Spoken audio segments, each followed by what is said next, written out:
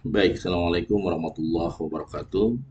Apa kabar sahabat-sahabat Nakoy dimanapun Anda berada? Saya mendoakan pada hari Rabu ini, di mana kita akan menentukan calon pemimpin kita di waktu yang akan datang. Semoga Allah memberikan petunjuk yang terbaik untuk bangsa Indonesia menjadi bangsa di atas rata-rata. Saya ingin menganalisis sebuah teori dalam buku No Box Leadership, ya. Dan saya rasa ini penting bagaimana kemudian analisis No Box Leadership ini digunakan sebagai salah satu indikator kita dalam menentukan pilihan, ya. Tentu saja saya tidak apa tidak menyampaikan siapa yang kemudian teman-teman akan pilih, ya, tetapi dalam kesempatan yang baik ini ada satu rumus dalam seven awareness yang disebut dengan which itu nomor satu adalah wisdom. Jadi kearifan seseorang ini, ya, ternyata dibangun oleh dua hal. Pertama adalah pengalaman hidup, yang kedua adalah pengetahuan.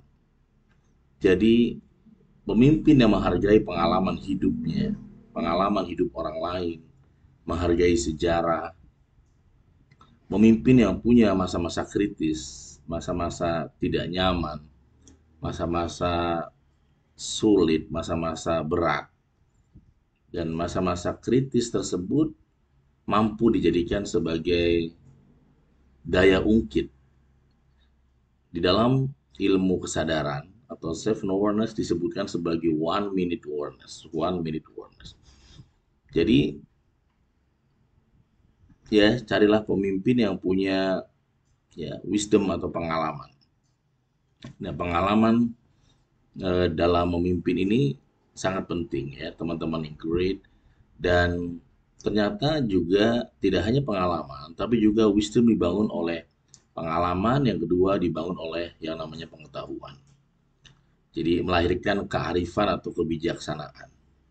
Kearifan ini dalam ya tidak hanya dalam ucapan, ya, tapi kearifan juga bisa dalam bentuk sebuah tindakan, dalam bentuk bahasa tubuh, ya, yang kemudian ini bisa terlihat, ya, teman-teman hebat. Yang kedua adalah intelijensi.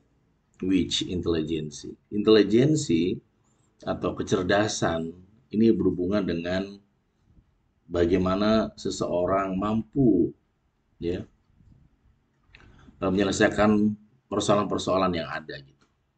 Karena seorang pemimpin ini ke depan bukan tidak ada masalah, justru persoalannya akan sangat banyak, terutama persoalan yang dihadapi oleh bangsa Indonesia kan.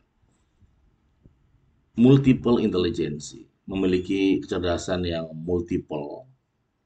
Mungkin nggak harus dia pinter sekali dia juga, tetapi mampu memberikan ruang kepada sumber daya lainnya untuk berkontribusi lebih besar sehingga kecerdasan itu menjadi kekuatan yang dilipat gandakan. Yang ketiga adalah creativity. Nah, pemimpin yang kreatif, ya, yang ada inovasi, creativity, dan juga keberanian melakukan terobosan-terobosan, ini juga saya rasa penting untuk pemimpin di waktu yang akan datang. Ketika problem-problem kita tidak lagi sebatas textbook atau problemnya adalah yang sama di waktu yang akan datang, sehingga cara penyelesaian masalahnya tentu saja tidak sama dengan yang sudah ada. Misalkan contohnya era COVID, ilmu yang kita gunakan pada saat COVID kemarin belum tentu bisa tepat digunakan ketika ada tantangan yang sama dia akan datang di era mirip-mirip COVID yang akan datang, misal belum tentu sama. Dan yang terakhir adalah sintesis.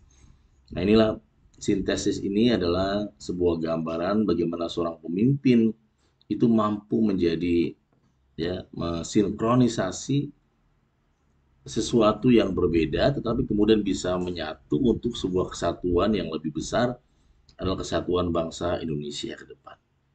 Terima kasih. Saya Nakoy. Assalamualaikum warahmatullahi wabarakatuh.